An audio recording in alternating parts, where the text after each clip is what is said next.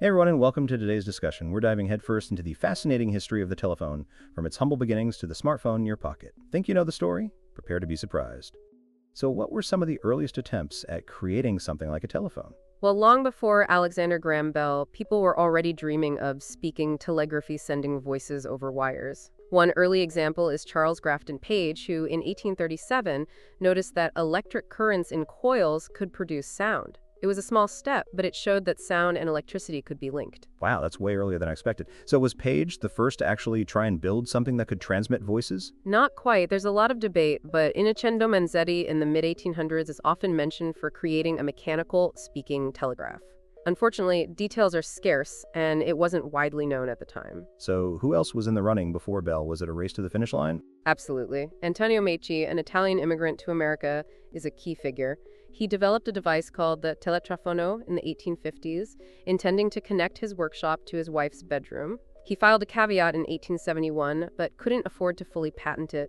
His story highlights the complexities of invention and the sometimes unfair distribution of credit.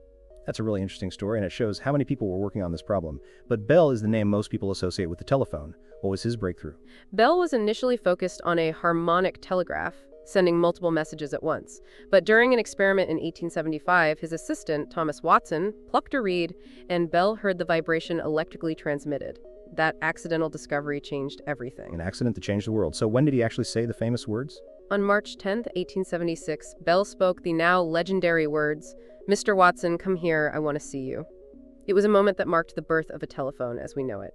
He quickly patented his invention, sparking intense legal battles. Legal battles? What happened there? Yes, Bell's patent was challenged repeatedly, with over 600 lawsuits against the Bell Telephone Company. Elisha Gray, another inventor, filed a caveat just hours after Bell, leading to major disputes. But Bell's patent ultimately held, giving his company a huge advantage. So Bell's company became a giant. How did that happen? The Bell Telephone Company, later AT&T, rapidly built the infrastructure for telephone communication. Initially, people saw it as a novelty, but its advantages over the telegraph became clear. They focused on connecting businesses and wealthy homes. It must have been pretty basic in the beginning, right? Oh, absolutely. Early telephones were crude. The carbon microphone, invented by David E. Hughes and improved by Edison, made a huge difference in sound quality. And manual switchboards were the norm, operators connecting calls manually. Manual switchboards? That sounds incredibly labor-intensive. Did Bell have a monopoly forever? No, the expiration of Bell's patents in the 1890s led to the rise of independent telephone companies. They often served rural areas and offered lower rates, challenging Bell's dominance. So it wasn't just one company controlling everything? Exactly. This competition spurred innovation. Independent companies adopted new technologies, pushing the entire industry forward. AT&T, under Theodore Vail, responded with a strategy of universal service, aiming to connect everyone. And how did that work out for them? They signed the Kingaroy Commitment in 1913, agreeing to allow independent companies to connect to their network. This was a way to balance competition with universal service. So AT&T ruled for a long time. What were some of the major technological advancements during their reign? The 20th century saw huge leaps. Automatic telephone exchanges replaced manual operators, increasing efficiency. Loading coils and amplifiers enabled long-distance calls, and touch-tone dialing made calling faster. Amazing. But actually, even AT&T's dominance ended, didn't it? Yes, the late 20th century saw a massive shift. Computers and digital technology challenged the old model. New companies offered competitive services. And that led to the breakup of AT&T? Exactly.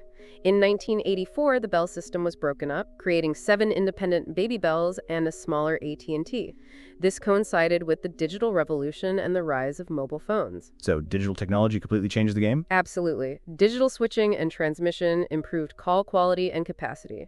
Cellular technology and mobile phones revolutionized personal communication. And then the internet came along. The internet further transformed things. Allowed voice calls over the internet, bypassing traditional networks. This convergence of voice and data paved the way for smartphones. And here we are today with smartphones everywhere. What's next for the telephone's evolution? Even now, innovation continues. Voice assistants, 5G, and ever-expanding mobile capabilities mean the story of the telephone is far from over. It's incredible to think how far we've come from those early experiments. What's the biggest takeaway from this whole history?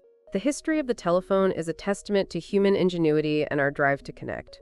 It's a story of accidental discoveries, fierce competition, and amazing technological leaps. It shows how a simple idea can transform the world. It really is a remarkable story. It's amazing to think how much our lives depend on this technology that started with such humble beginnings. Absolutely. And it's a reminder that even the most advanced technology has roots in simple ideas and the relentless pursuit of better communication. This has been a fantastic discussion on the history of the telephone. Thank you.